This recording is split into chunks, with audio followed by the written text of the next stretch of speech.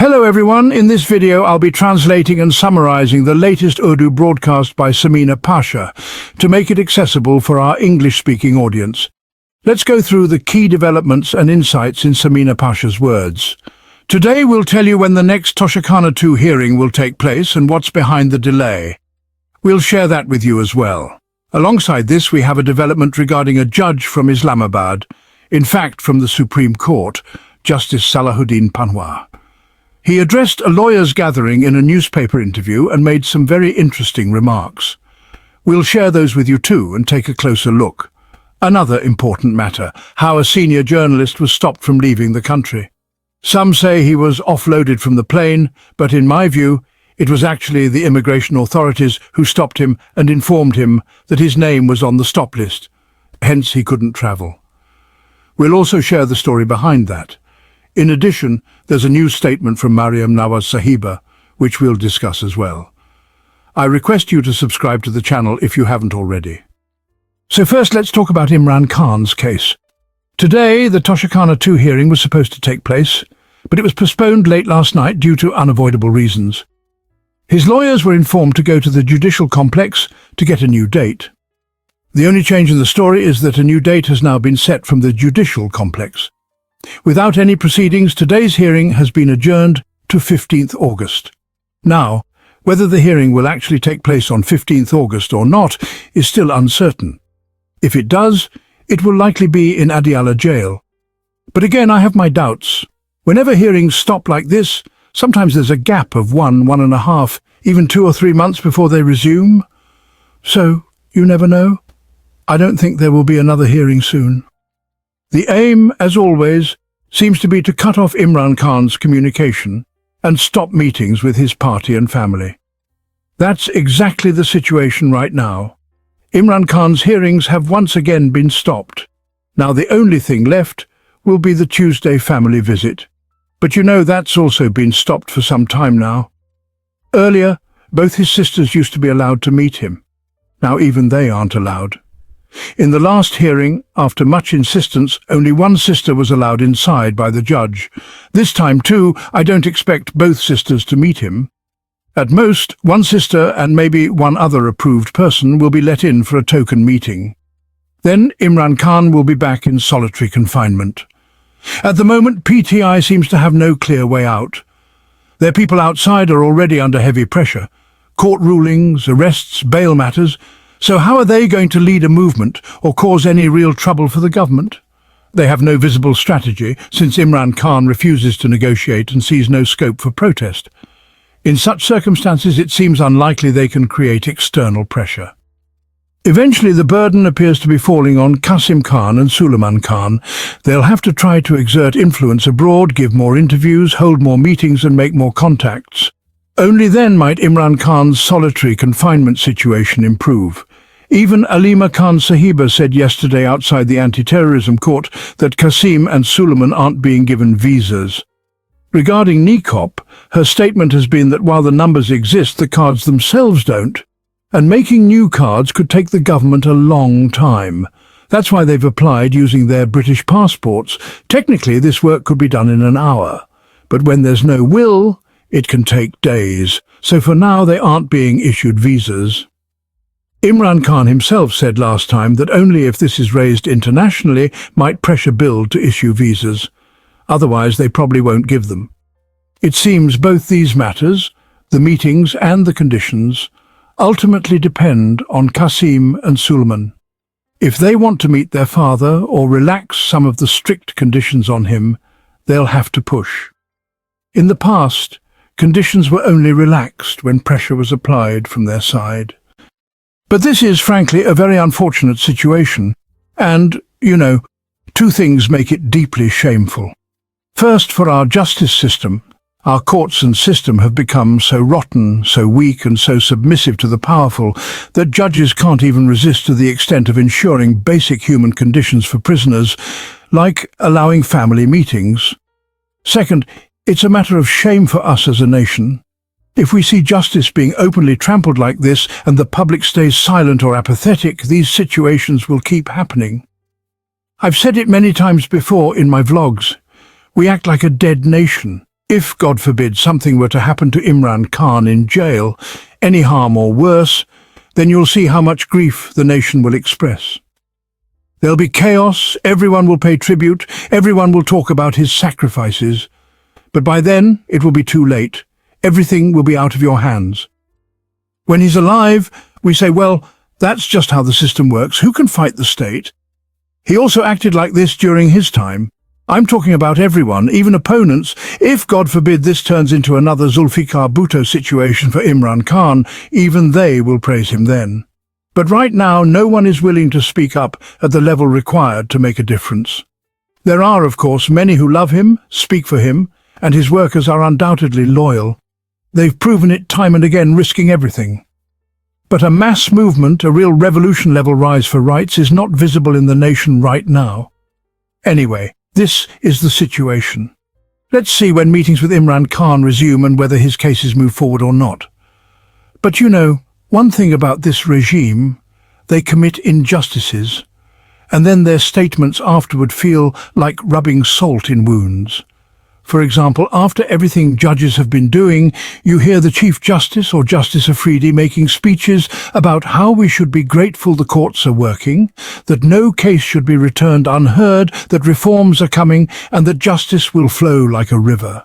These kinds of hollow statements, all while the reality is happening under their noses with their consent and consultation. Now, Justice Salahuddin Panwar, also of the Supreme Court, made a speech today saying that when judges stray from their oath, the public loses trust in them. He said we need to think about what the public thinks.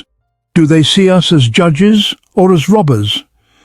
And he also said that if we keep ruling in favor of the powerful, that would be treason against the Constitution. Such fine words, but in Justice Panwar's own recent test case where he could have proven he'd rule against the powerful, he failed.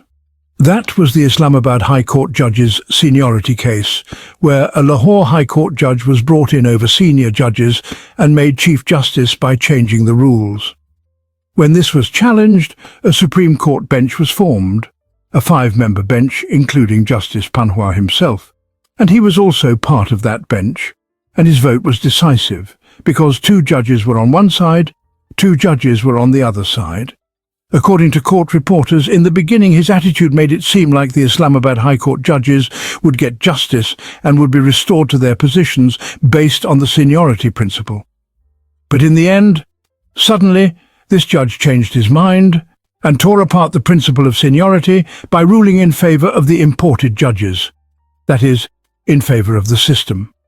In other words, in favor of the powerful, in favor of the government's plan behind the entire 26th constitutional amendment for which they had designed it. The decision made it clear that they did not want Justice Mohsin Akhtar Kiani or Justice Mian Gul Hassan Aurangzeb to become Chief Justice of the Islamabad High Court. Everyone knew that. If all of us knew the purpose behind bringing in a 16th-ranked judge from the Lahore High Court, seating him in the Islamabad High Court and making him acting Chief Justice, then surely he knew it too. The choice of the government was clear from day one. So why was he made acting Chief Justice? Because he was their choice. When he had the time, he could have stood against this whole scheme and ruled on the basis of justice, upholding the seniority of the older judges. Then today's situation would not have arisen. But he did not do that then, and now he comes to deliver a lecture saying, "Do not betray your oath, deliver justice, and let the people not have to wonder whether you are a robber or a judge." Well, what else will people say to you? This is the specialty of the system. First, they commit the act, and then they give a beautiful speech about it afterward.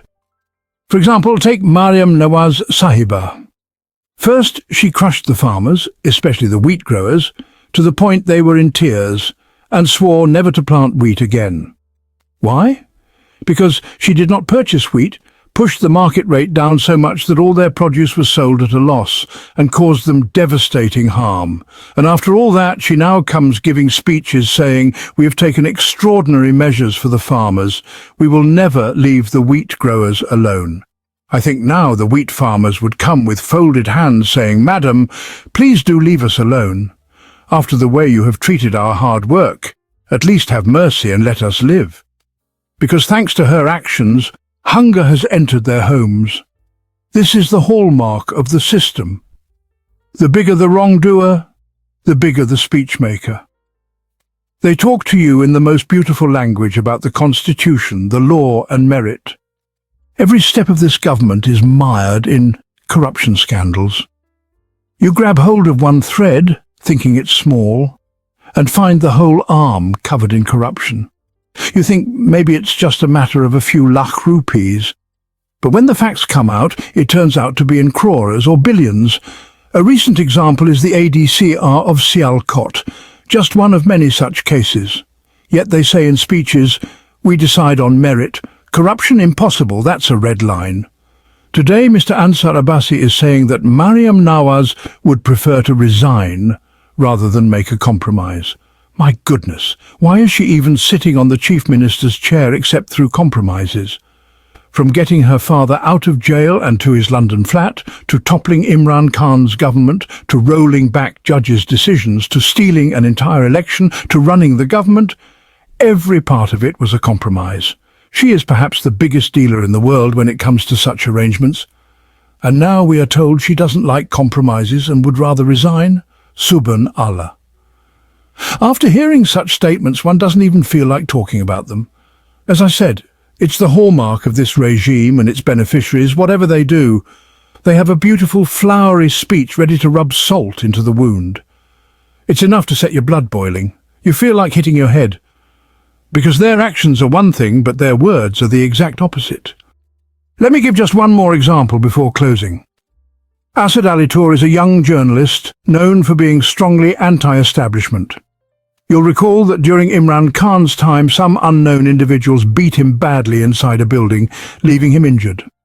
At that time, the opposition leaders, including Mariam Nawaz, Shahbaz Sharif, Maulana Fazlur Rahman, Mahmood Khan Achakzai, all rushed to his home to express sympathy, to show themselves as champions of press freedom and enemies of the establishment. Photos were taken, big noise was made, and rightly so. Because what happened to Asad Tour then was wrong, and cannot be defended under any government. Whether agencies were involved, whether PTI's government provided shelter, whatever the case, it appeared to be an agency operation. But PTI was in power. Imran Khan was the chief executive, and the incident happened under his watch, so he was criticized. Asad Tour criticized him then too, and was a big supporter of Justice Qazi Fayez Issa. The incident was linked in some way to the case he was reporting on.